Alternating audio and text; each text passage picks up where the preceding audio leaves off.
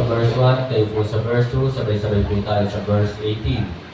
Verse 1, 2 Timothy chapter 1, verse 1, Paul, an apostle of Jesus Christ, by the will of God, according to the promise of life, which is in Christ Jesus. To kayo po.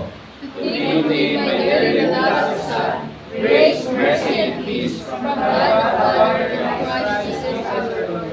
I thank God, whom I serve from my forefathers, with pure conscience, that without ceasing I have remembrance of thee in my prayers, night and day. Verse 4. Greatly desiring to see thee, being mindful of thy tears, that I may be filled with joy. When I call to remembrance the unfeigned faith that is in thee, which dwelt first in thy grandmother Lois and thy mother Eunice, and I am persuaded that in thee also. Verse 6. Wherefore I put thee in remembrance that thou stir up the gift of God, which is within by the putting on my hands. For God hath not given us the spirit of fear, but of power and of love and of a sound mind. Verse 8.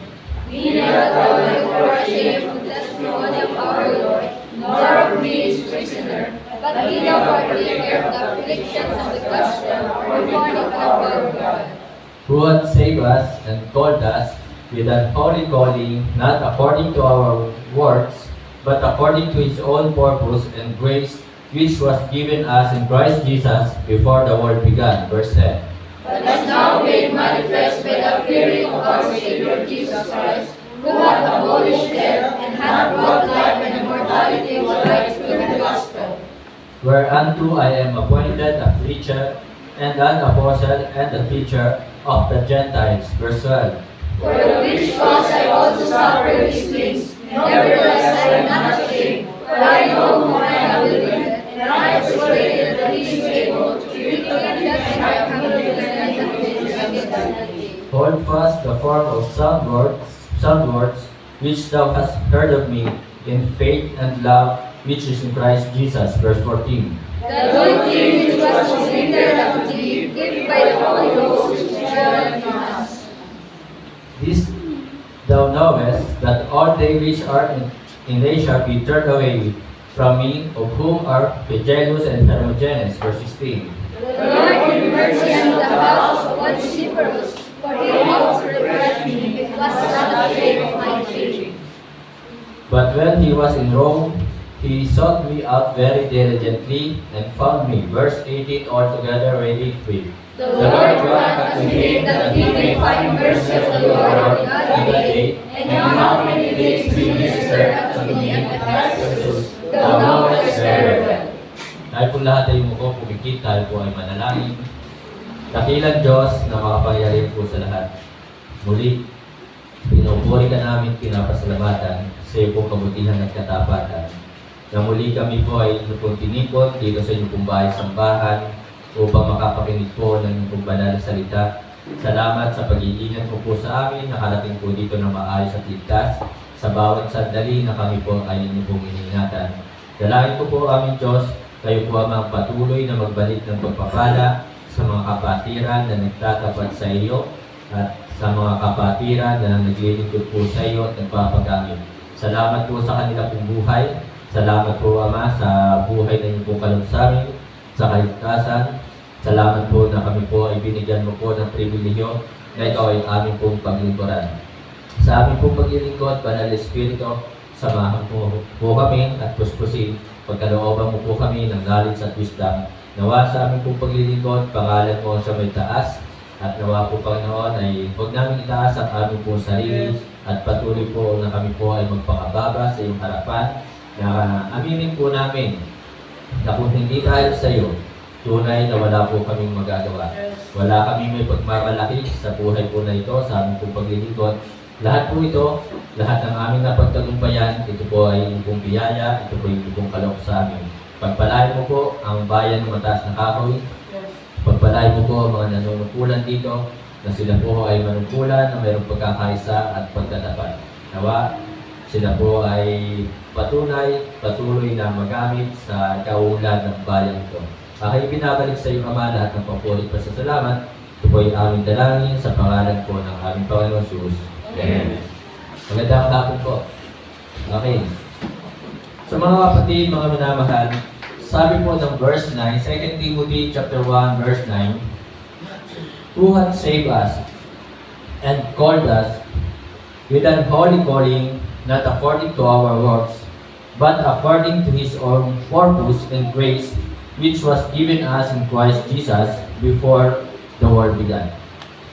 So pag-aaralan po natin ngayong hapon, mga kapatid, mga minamahal, the purpose of salvation. Ano po ba ang layunin ng kaligtasan? Bakit ba tayo ay iniligtas? Bakit ba tayo ay inilagay po dito? Mga kapatid, mga minamahal, anong saysay na tayo ay iniligtas?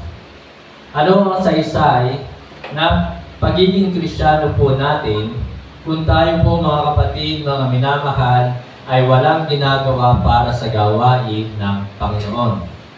Anong saysay ng buhay natin ito kung tayo po ay hindi nagagamit sa gawain ng Panginoon?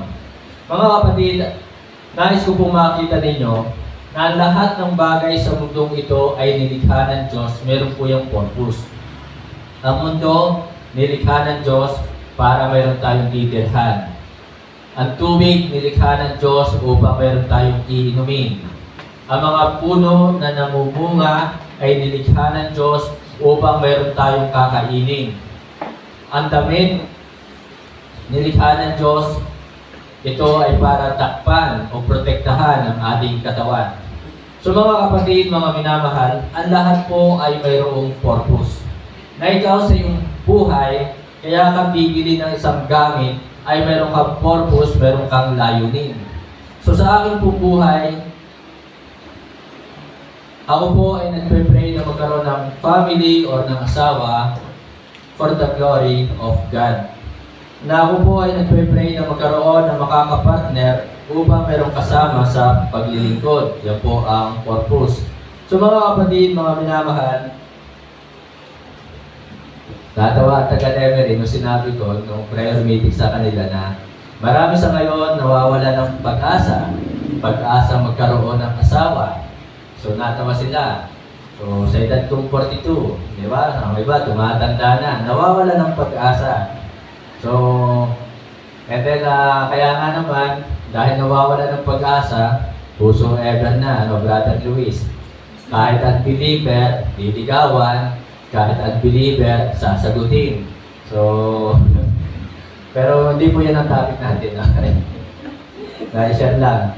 Mga kapatid, mga minamahal, the purpose of salvation. So, kung titingnan po natin ang 1 Thessalonians chapter 1, verse 9, tingnan po natin ang ating pong Bible. So, 1 Thessalonians chapter 1, verse 9. Nandiyan na ba kayo? Say amen? Amen. Verse 9, sabi po dito, for they themselves shew of us what manner of entering in we had unto you, and how ye turn to God from idols to serve the living and true God. So ito po ang una, to serve the living God. Para sa pag-aaral. So bakit kayo nag-aaral ng music? Yan, nasa pula na si Brother John Mark. So, una na agad na, nag-song lead dito. Diba? So, yan po yung purpose. Na talagang ang ating po mga natutunan balang araw, ito po ay magagamit sa ministry. Yun po yun. Na yung ating mga natutunan balang araw ay ating ituturo sa mga kapatira, sa mga Kristiyano na tatanggap kay Kristo. Yan po yung purpose ng ating kaligtasan. Na upang tayo po, kung bakit tayo ay iniligtas, ay upang tayo po ay maglingkod kay Kristo. Anong saysay ng pagiging Kristiyano?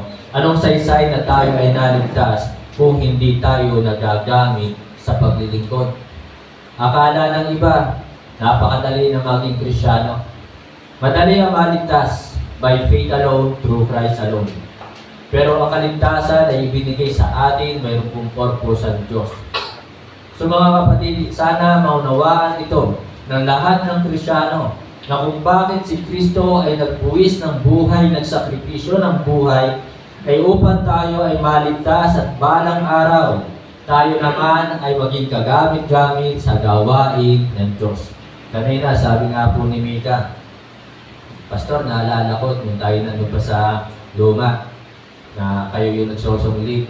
O nga, namimiss ko na nga eh.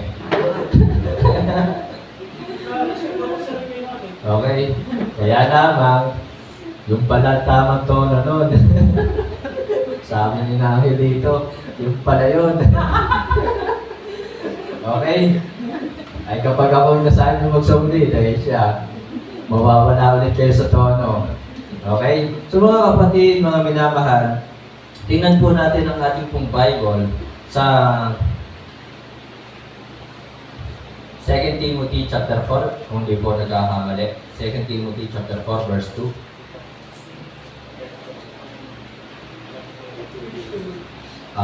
1 Timothy chapter 4, verse 2. 1 Timothy chapter 4, verse 2.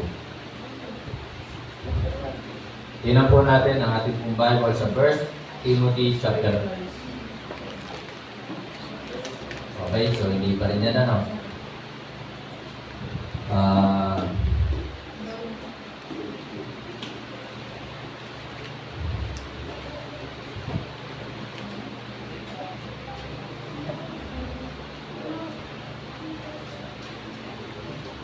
Pakitype nga po, pakitulungan po ako yung in the things which thou hast learned of me or heard of me among many witnesses, the same commit thou to faithful men who shall able to teach other also. Ganyan.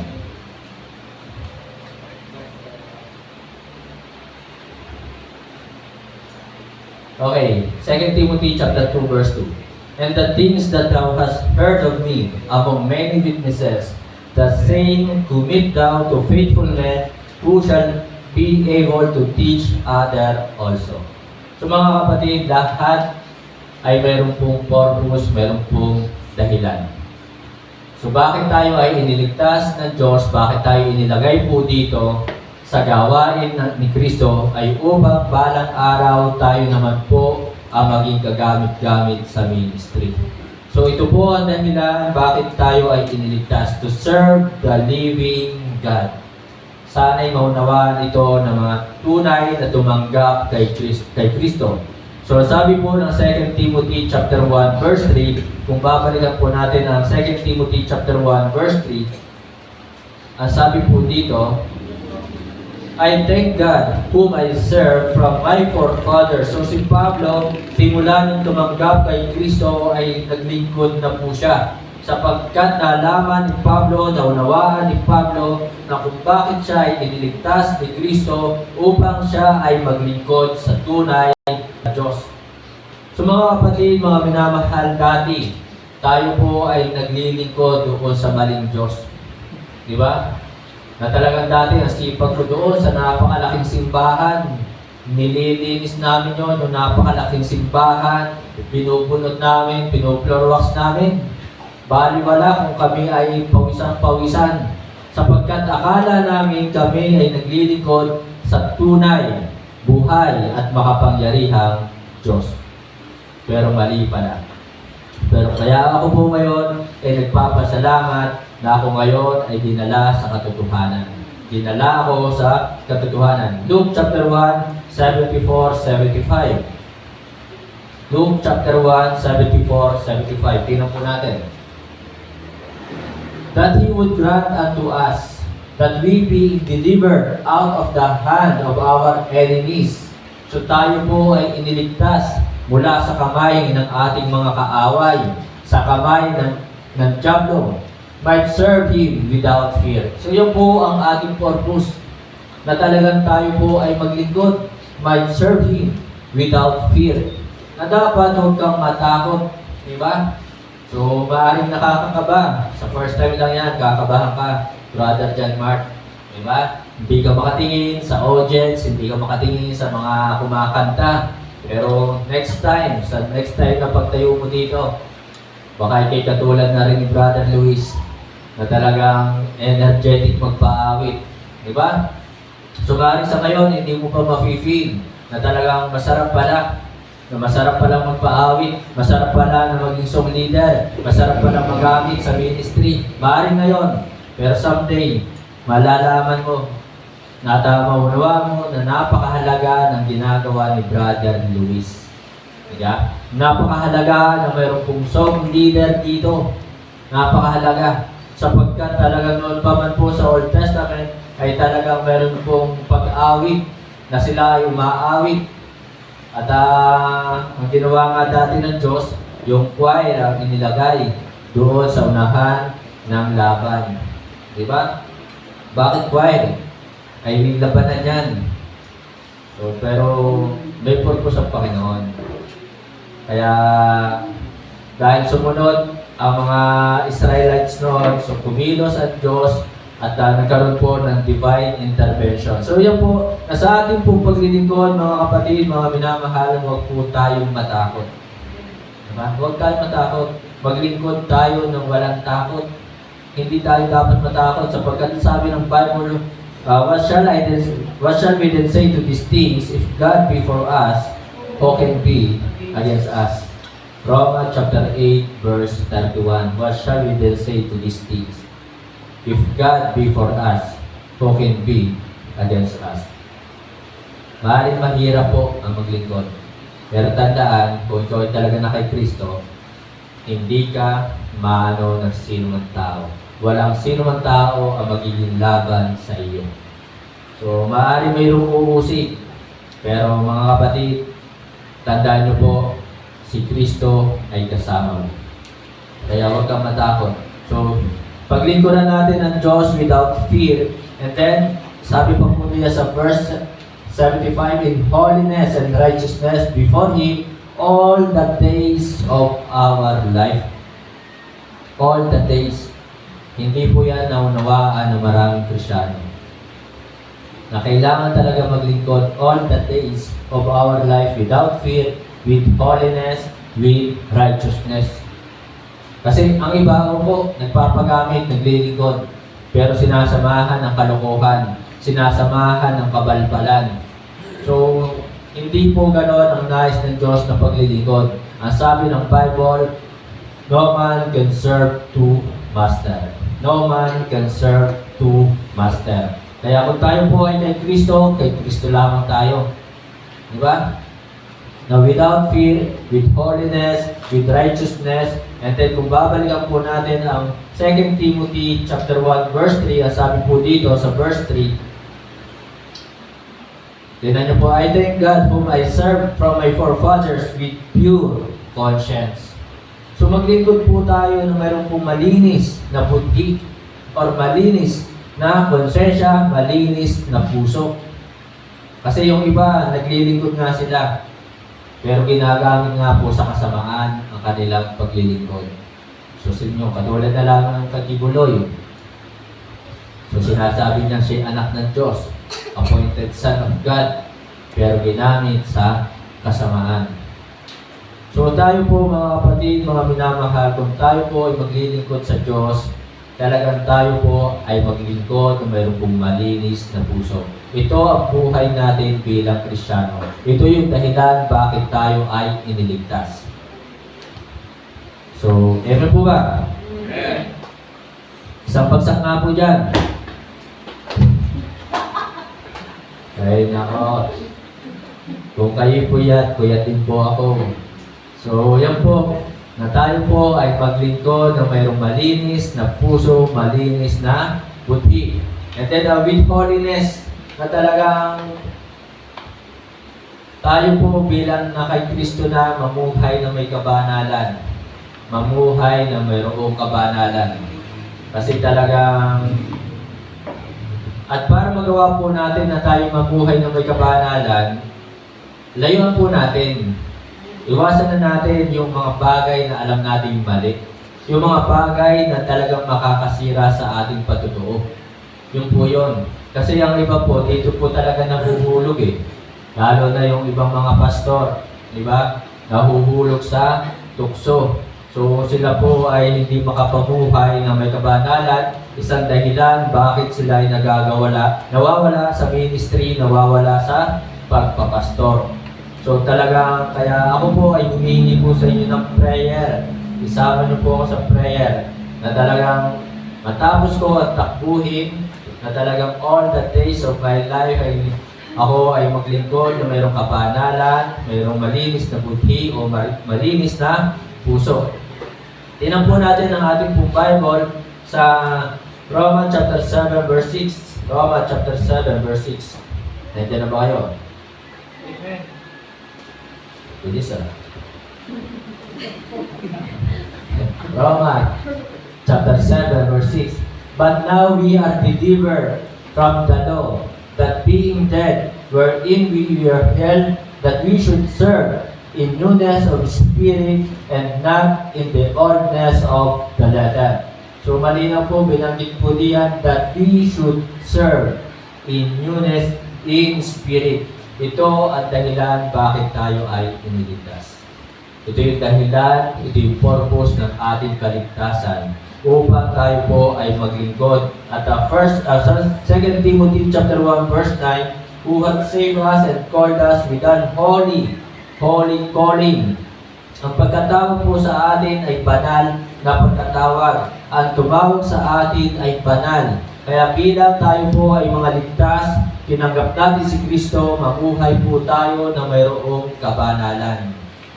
Kaya nga dapat maging maingat po tayo sa ating mga pinapanood, maging maingat po tayo sa ating mga iniisip, sa ating ikinikilos. Dapat ito po ay mayroong kabanalan. So, ang purpose ko po, bakit ako po ay nag-upload ng mga video po natin sa YouTube, ay sapagkat sa YouTube po ay talagang kung ano-ano ang mapapanood. Yeah? So, ako po ay nais ko lamang makita nila kung ano yung talagang pagiging maka-Diyos. Kasi lahat naman nagsasabi na sila ay mga Christian. Diba? Lahat ay nagsasabing sila ay Christian, tayo ay Christian, iisa ang Diyos, pero magkakaiba tayo ng mga ginagawa. Magkakaiba tayo ng mga pinapanood. So mga kapatid, mga minamahal, ito ang purpose, tayo po ay maglingkod na walang takot, at may katapatan, mayroong kabanalan, at mayroong pumalinis na budhi. Then, Colossians 3:24. Tingnan po natin ang ating pong Bible sa Colossians 3:24. Knowing that of the Lord, ye shall receive the reward of the inheritance, for ye serve the Lord Christ. So mga kapatid, mga minamahal, hindi lugi. Hindi ka lugi kung ikaw ay maglilingkod kay Kristo. So sabi po dito, sa verse 24, knowing that of the Lord ye shall receive the reward. So mayroon pong pagpapala, mayroon pong reward na tatanggapin. Kaya mga kapatid, at isa pa, isipin na lang po natin tunay na Diyos ang ating pinaglilingkuran.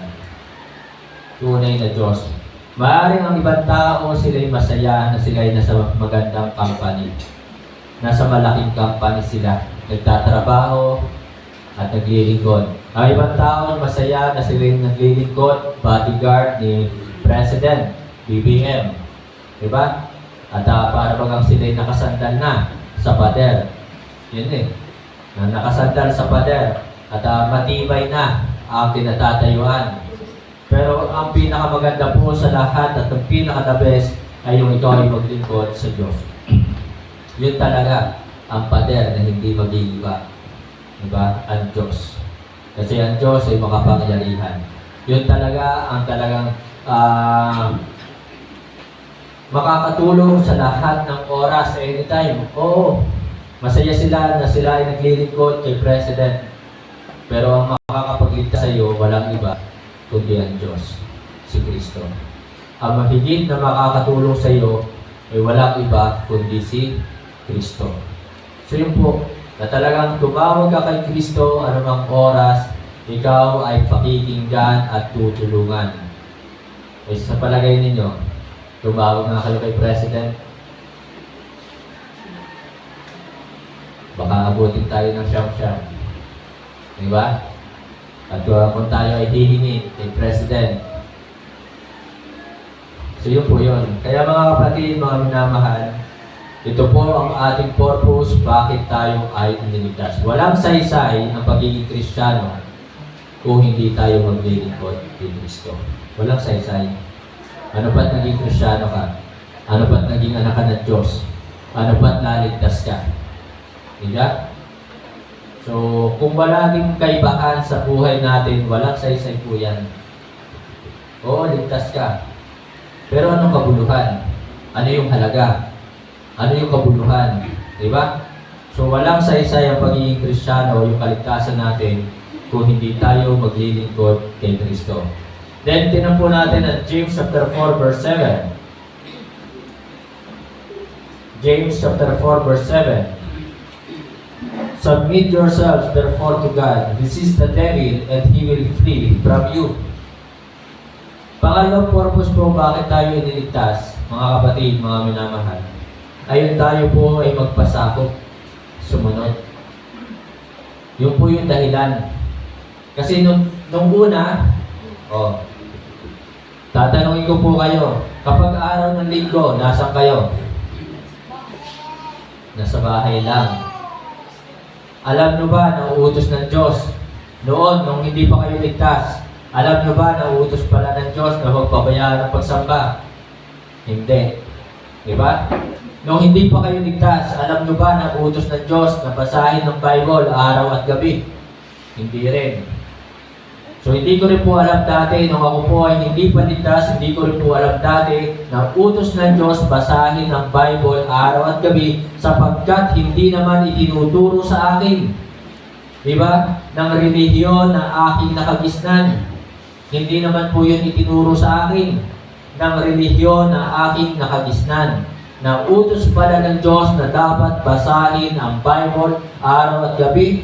Utos ng Diyos na huwag palang pabayaan ang pagsamba at utos ng Diyos na talagang magbigay ng tithes and offering. Hindi po yun itinuro sa akin ng relihiyon na aking nakagisnan po dati.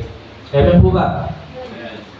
So mga kapatid, mga minamahal, ang pangalawang dahilan bakit tayo po ay iniligtas ay upang tayo po ay magpasakop sa Diyos. So hindi ko rin po alam dati na utos pala ng Diyos na tayo ay dapat ay magdamit na maayos. So nasa sa Bible po yan. At hindi ko rin po alam dati na utos ng Diyos na bawal magpatato. So yan po ay nasa sa Bible. Diba? So mga kapatid, mga minamahal, ito ang ikalawang purpose na tayo ay dapat magpasakop. At utos din po ng Diyos sa atin na tayo po ay magsulwining, mag-akay ng kaluluwa. So bilang tayo po ay mga anak ng Diyos, inaasahan sa atin na tayo ay magpapasakop. Submit yourselves, therefore, to God. Resist the devil and he will flee from you. Ephesians chapter 6 verse 1 at chapter 5 verse 1. Ephesians chapter 5 verse 1. Be therefore followers of God as dear children. Be therefore followers of God as dear children. So malinaw po na talagang nais ng Diyos bilang tayo ay mga ligtas at bilang tayo ay mga anak ng Diyos, tayo ay sumunod sa Kanyang mga kalooban.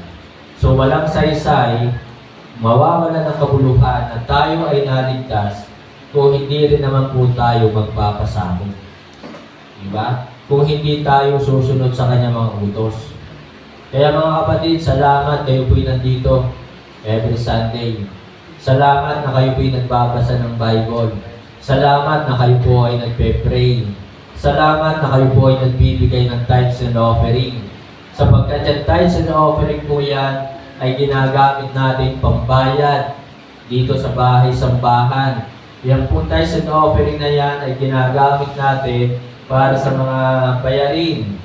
Kaya mga kapatid, salamat po sa inyo pong patuloy na pagbibigay. At ako po ay nagpe-pray. Talagang kapag pag ako chinat na ni Arnold, ako po talagang hindi na mawala sa isip ko eh. So mahirap po yung mag-isip. Diba? Mahirap na talaga meron kang iniisip na bayarin. Kayo, iniisip nyo ba yun? Diba? So, yan po, na talagang tayo po nais ng Diyos na tayo po ay magpasakop sa Kanya. John chapter 10 verse 27. John chapter 10 verse 27. My sheep hear my voice, and I know them, and they shall follow me. So tayo po ay mga tupa ni Kristo, at ang tunay na tupa ni Kristo ay sumusunod sa Kanya. Kaya mga kapatid, mga minamahal, nakakalungkot ang mga Kristiyano, ang daming angal. Imbitahan mo sa pagsamba. Sila'y talaga ang dami nilang alibay, ang daming excuses. Kapag iniimbitahan mo o sa linggo, huwag kang mawawala na para bagang ikaw pa yung masama. Ikaw pa yung masama kapag sila ay iyong iniimbitahan. Diba? So mga kapatid, mga minamahal, kung talagang si Kristo ang priority, ang Diyos, sabi nga doon sa aking sinare sa GC natin, walang salitang busy sa isang Kristiyano na Diyos ang priority. Walang salitang busy sa isang tunay na Kristiyano na Diyos ang priority. So mga kapatid, mga minamahal, sana kapag tayo po ay nasa bahay-sambahan, talagang tayo po'y makinig ng salita ng Diyos. Sana'y dala po ninyo ang inyong pong Bible. Diba? At binubuksan po diyan. So sana ay talagang pahalagahan ang pakikinig ng salita ng Diyos. Huwag niyong sasabihin, ang tagal naman ni Pastor. Hindi tayo lalago sa ating pananampalataya. Hindi tayo titibay kapag tayo ay naiinip sa pakikinig ng preaching. Di ba? So huwag po tayong maiinip sa preaching. Ang iba nga, bitin pa eh. Ano? Ang iba, bitin pa. Doon sa Lemery, nung nag-preach ako sa Lemery, bitin talaga sila. Pastor, parang ang bilis. O nga, parang napabilis na yung preaching ko eh. Pero okay lang, Pastor, malaman naman. So, ibig sabihin, nakinig sila. Seryoso silang nakinig. Na may singa preaching yung Pastor, pero malaman. Kaya I pray, nyo po panoorin yung preaching ko sa Lemery, yung prayer meeting. So yan po ang nais ng Diyos sa atin, bakit tayo ay iniligtas. 2 Timothy chapter 1, verse 12. Tingnan po natin ang ating pong Bible sa 2 Timothy chapter 1, verse 12.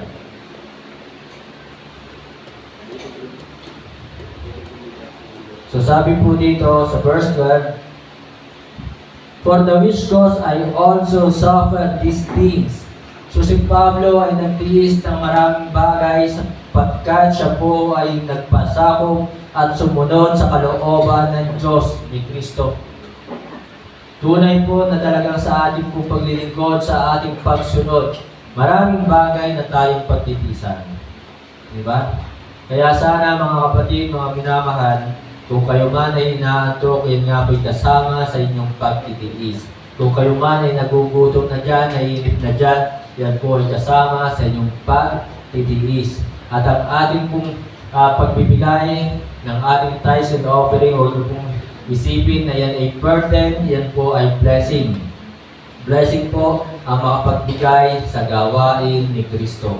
Sapagkat nandoon ang pangako na talagang ang ibabalik ng Diyos sa atin ay siksik, liklik, at umaapaw.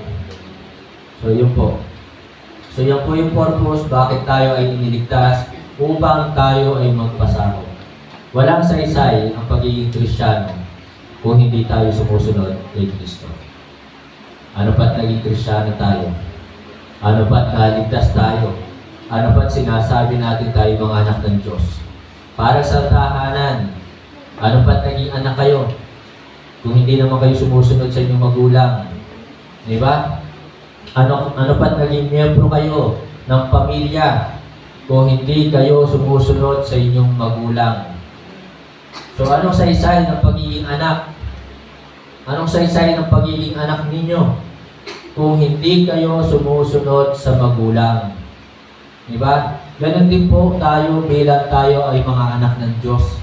Ano pa sinasabi natin tayo yung mga anak ng Diyos? Eh di, nasasabihin ng ibang tao, anak na suwail. anak na matigas ang ulo. Diba? So sana, ang masabi sa atin ng ibang tao ay masunuring anak. Yun yun. Mabait na anak. Tapat na anak. Hindi, ang pangit naman pakinggan kung ang sasabihin sa atin ay suwain. O nga, sinabi ng anak ka. Pero ang pangit pakinggan kung ikaw ay sasabihin sa iyo suwain na anak. So mga kapatid, mga minamahal, listen, makinig po kayo. At ito po ang mahalaga sa Diyos, ang makinig sa Kanyang salita. So sabi po ng Luke chapter 10 verse 42, tingnan po natin. Luke chapter 10 verse 42. But one thing is needful, isang bagay ang kailangan, and Mary had chosen that good part which shall not be taken away from her. Na talagang ang nais ng Diyos ni Kristo ay makinig tayo sa Kanyang salita ng seryoso. Yun po yun. Na kaya nga tayo nandito sa bahay-sambahan, ang ating purpose ay makinig ng salita ng Diyos.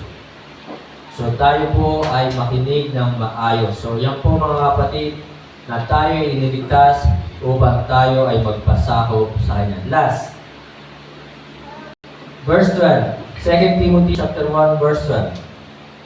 Ang sabi po dito, for the which cause I also suffer these things, nevertheless I am not ashamed, for I know whom I have believed, and I am persuaded that He is able to keep that which I have committed unto Him against that day.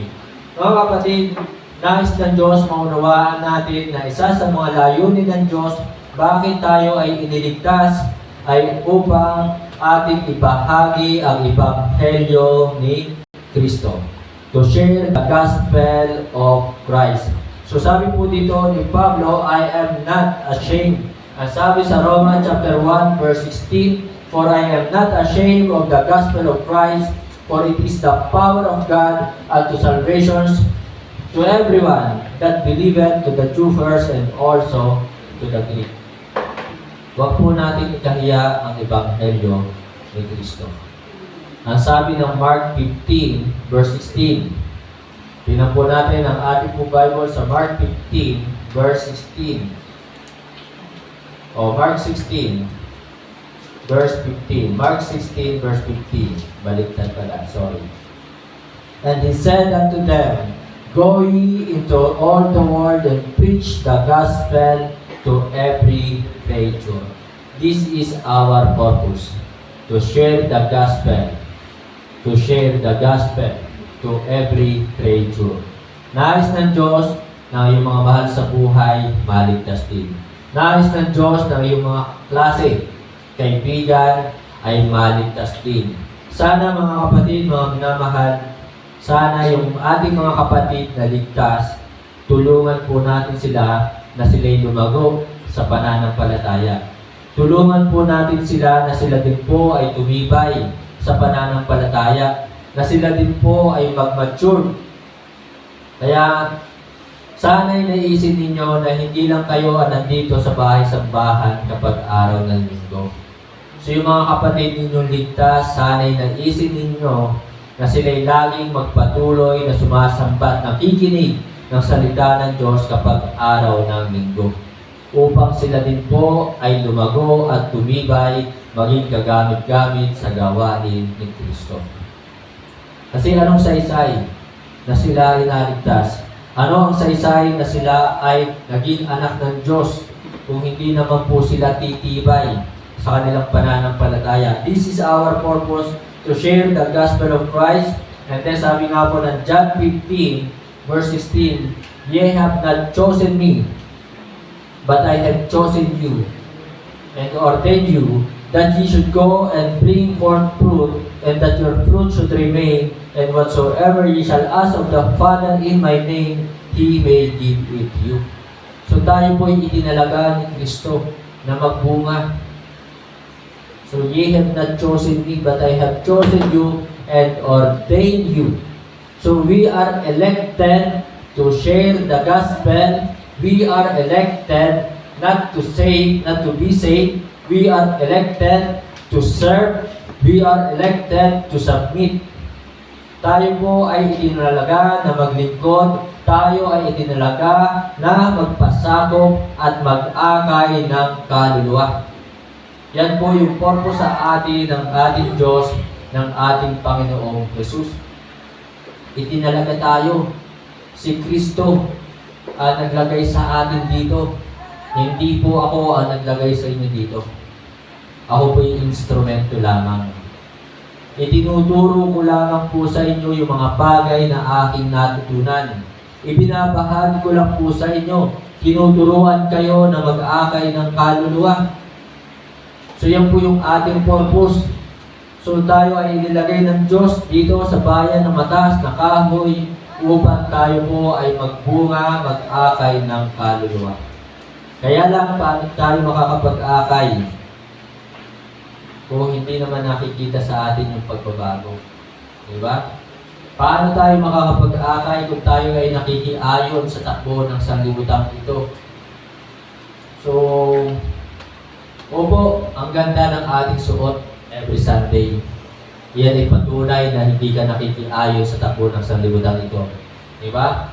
Opo, na talagang ikaw ay walang tattoo. Opo, na ikaw ay talagang umaawit ng awiting maka-Diyos. So yan ay talagang pagpapakita na ikaw ay hindi nakikiayon sa takbo ng sanlibutan ito. Pero, sa isang banda, ang isang Kristiyano na magandang magdamit, talagang decenteng magdamit, sa isang banda, sa isang aspeto na nakikiayon din sa takbo ng sanlibutan ito. Paano? The way he speak. Sa kanyang pananalita. Diba? Na sila, mayroong mga Kristiyano na talagang nagsisinungaling pa rin. May mga Kristiyano na talagang nagsasalita pa rin ng bad words. At may mga Kristiyano na nananagot ng magulang. Diba? So may mga Kristiyano na matitigas ang ulo. So sa ganun pong banda, ang isang Kristiyano ay nakikiayon din sa takbo ng sanglibutan ito. Yung po yun, nakakalungkot, ang ganda nating magdamit, pero ang ugali pala natin ay hindi okay. Diba?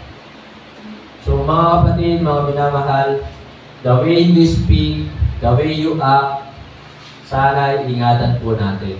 Sana makita sa atin ang pagiging tunay ng Kristiyano in the way how we speak, how we act, and how we think. So mga kapatid, mga minamahal, upang sila po ay ating maakay. Kasi hindi natin sila maaakay kung hindi talaga lubusang makikita yung tunay na pagbabago sa atin. Kasi yung forma nga natin, diba? Ang ganda ng damit natin. Pero ang pinakamahalaga po ay sana ay makita yung ating ugali. Ugali na maganda. Pangit sa isang tahanan na mapapakinggan ng kapitbahay na ang anak ay nananagot sa magulang. Basing-basing pa every Sunday, tapos mananagot din sa magulang. Basing-basing pa pa-Bible pa, tapos hindi rin naman sumusunod sa magulang. Diba? So, pangit. So, paano natin makakay ang ating mga kapitbahay kung hindi makikita sa atin ang pagbabago? So, ito po ang ating purpose, to share the gospel of Christ. Sana, kung tayo po ay susunod, kung tayo po ay maglilingkod, kung tayo po ay magbabahagi ng kaligtasan, Ephesians chapter 6, verse 6, tingnan po natin. Ephesians chapter 6, verse 6.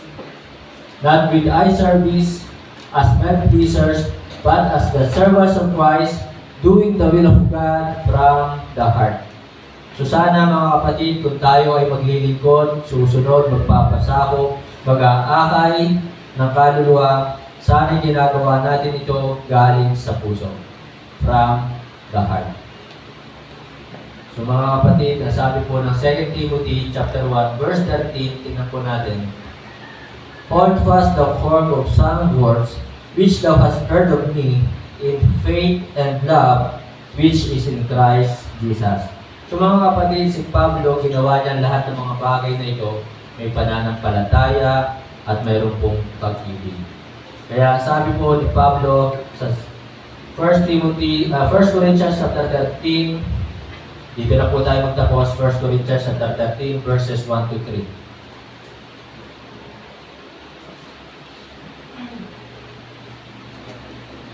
First Corinthians 13, verse 1. Though I speak with the tongues of men and of angels and have not charity, I am become a sounding brass or a tinkling cymbal. Verse 2. And though I have the gift of prophecy and understand all mysteries and all knowledge, and though I have all faith so that I could remove mountains and have not charity, I am nothing. Verse 3. And though I bestow all my goods to feed the poor, and though I give my body to be burned, and have not charity, it profited me nothing. So mga kapatid, mga minamahal, whatsoever ye do, do it heartily as unto the Lord and not unto men. Gawin po natin ang lahat ng mga bagay na mayroon pong pagmamahal o pag-ibig galing sa puso. So ito po yung pinakamahalaga. Walang saysay ang pagiging Kristiyano, yung kaligtasan natin. Walang kabuluhan yan kung hindi tayo magpapasakop, kung hindi tayo maglilingkod, at kung hindi po tayo mag-aakay ng kaluluwa. Tayo po ay tumayo. To God be the glory.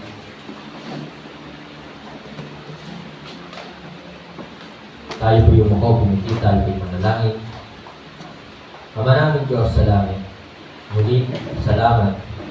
Salamat sa kaligtasan, sa buhay na walang hanggan. Salamat din po aming Diyos sa pribilehyo na magamit sa inyong gawain, makapaglingkod po sa inyo. Sapagkat lahat ng aming pong ginagawa ito, lahat ng ito ay hindi po tinutumpasan ng kabutihan. At kahit nga po kami nagkukulang, hindi kami minsan nakakapaglingkod ng tapat, nandun pa rin ang iyong kabutihan at katapatan sa amin. Kaya sana sa aming pong buhay, lagi namin naisip, paglingkuran ka namin, sundin namin ang iyong kalooban, na kung paano si Kristo ay sumunod sa iyong kalooban naming Ama. Nawa, ito din po ang aming pong gawin. Sapagkat ano pa yung saysay ng aming kaligtasan, ng aming pagiging Kristiyano, kung hindi rin naman kami magagamit sa iyong pong gawain, kung hindi rin naman kami maglilingkod sa iyo. Salamat po na minsan, sa kabila ng marami kaming pagkakasala, pagkukulang, nandun pa rin na kami ay ninanais mo, na kami ay talaga makapaglingkod sa iyo. Binibigyan mo kami ng pribilehyo ng pagkakataon na habang kami nandirito pa sa mundong ito, ay ikaw ay aming mapaglingkuran. Sapagkat sa aming pagharap sa iyo, sa iyong kaharian, ito ang iyong titingnan sa amin. Kung ano yung mga bagay na aming ginawa alang-alang sa iyong pangalan. Titingnan mo sa amin ang aming mga ginawang paglilingkod sa iyo. Kami ba ay naglingkod sa iyo ng katapatan? Kami ba ay naglingkod sa iyo ng tunay na galing sa aming mga puso? Nawa po, Panginoon, patuloy namin itong paghalagahan. At nawa, patuloy kaming gamitin sa pag-aakay ng kaluluwa. Salamat po sa mensahe. Salamat po sa mga kapatiran na nagpapatuloy pa rin po hanggang ngayon. Ito po yung aking dalangin sa pangalan po ng aming Panginoon Jesus. Amen. Salamat po. Sa ating mga kasama, kami po tumayo. Sa pagkaraan ng ito, kami po hanap po sa ating loob, sa Panginoon. O yung mga sigurado naman, bilang ang pastor.